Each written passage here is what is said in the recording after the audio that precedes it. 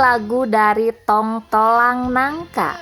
Tong Tolang Nangka berarti buah nangka yang muda atau masih kecil. Merujuk pada wanita muda atau istri muda, lagu ini menceritakan tentang keluhan sang anak kepada ayahnya yang akan menikah lagi dengan wanita muda. Tentunya si anak tidak ingin ayahnya menikah lagi sebab ayahnya sudah memiliki banyak anak. Berarti sudah tua dan hartanya pun tidak punya. Bagaimana jadinya jika ayahnya menikah lagi?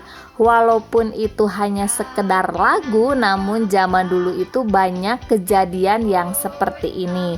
Mungkin zaman sekarang pun masih ada yang seperti ini, yaitu orang tua, ayah yang masih ingin menikah dengan wanita muda demi keegoisannya.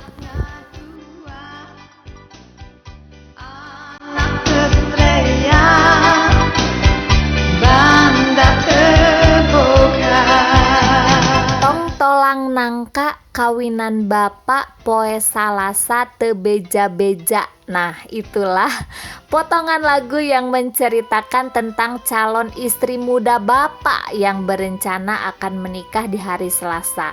Entahlah yang mendasari lagu ini, apakah sebagai ungkapan kegembiraan atau bahkan sebaliknya sebagai bentuk dari suatu kekecewaan. Semoga lagu ini bisa diambil sisi positifnya ya teman-teman. Terima kasih, hatur nuhun.